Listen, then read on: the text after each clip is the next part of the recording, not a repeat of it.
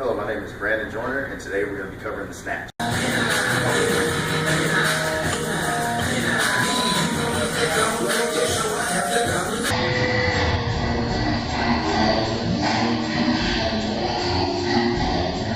Two main classifications of the snatch: the power snatch and the full snatch.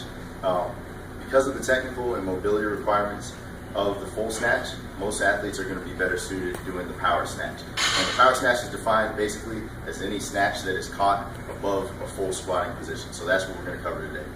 So first things first, I always like to start off with some type of screening to look at the shoulder mobility of the athletes before they snatch. It doesn't have to be the FMS or anything fancy, but I basically want to know that the first time they throw a loaded barbell overhead, their shoulders aren't going to come flying off. There are three main phases of the snatch that I teach as far as the progressions go.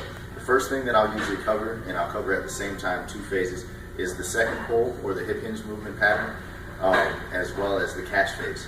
I'll do those two progressions, and then I'll follow that up with a third progression, which will combine the first pull with bits and pieces of the hang snatch and the snatch from power position. So first off, first progression we go through is just teaching the RDL. We want to get the hip hinge pattern down. We want to have that good before we start anything else. From there, we'll move on to teaching the power position, and we'll go from power position to RDL and back. The third thing that we'll get to will be incorporating the hang snatch pull. So we want to start combining our power position, our hip hinge, and then accelerating the pull. From there, we'll go to the snatch high pull. At the same time as we're moving through our second pull progression, we're also going to be teaching the catch progression. So our catch progression goes with the snatch grip overhead press. We'll then move that to the snatch grip push press, then move to a behind the neck push press, and then we'll move to our snatch balance exercise.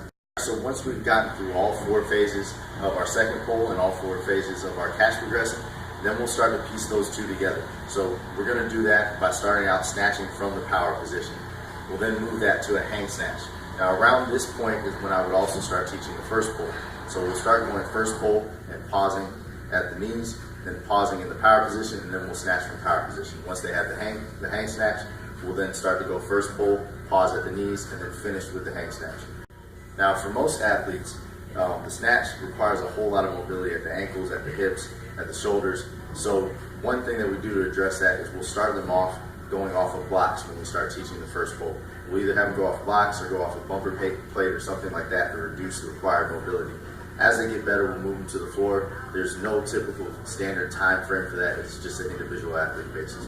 Today I have with me one of my bench tier athletes. He's a really good lifter for me. He's going to demonstrate the snatch. We're going to break down what he's doing step by step. So the first thing that we're going to do is our setup. The setup is everything. So first thing that we want to do, I take Will Fleming's three-step approach. So he's going to step up to the bar.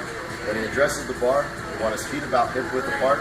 The bar should be covering his shoelaces. If I'm a coach looking from the side, I want it to cover about in the middle of his foot. It's going to be different for every guy. The middle of the foot is generally where we want to be at. From there, we're going to slide our hands down to the knees. Once we get to the knees in that hip hinge position, from there we can drop our hips.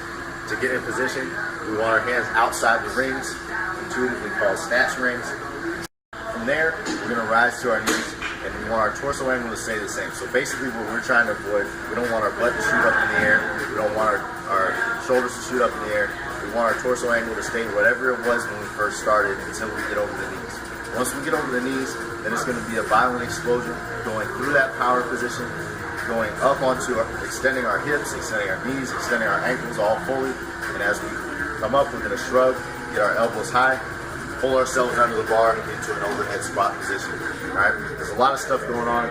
We'll break it down as Raul goes. You see where Raul's bar is? Raul's bar might be a little bit far forward for some people's taste, but as long as that bar is taking a path back towards you, then that's probably going to be corrected just fine. You see his back here is completely flat. We don't have any rounding. We also don't have an excessive arch with the butt sticking way out. Alright, go ahead and go to first pull position. Alright, now in that first pull, we see that torso didn't move at all. The torso is still in the exact same position that he had it. But as we go up, we want to start to, that torso is going to start to rise as our hips come toward the bar. This is our power position. I honestly would like his power position a little bit farther up his legs. Closer to him right there is about where we're going to want it. Alright, so the last thing during the catch position, we want our feet and our arms to hit full extension at the same time. So our feet should hit the ground as we lock the bar out at the top. Then we're going to stand it up, walk it back in, and dump the bar. I have my athletes dump the bar every time because of the fact that if we let them go back down and they set it back down, that bar is going to get farther and closer away from them every time, and then we're going to be in bad position. Good. Go ahead and get 2 more reps. 2 more reps.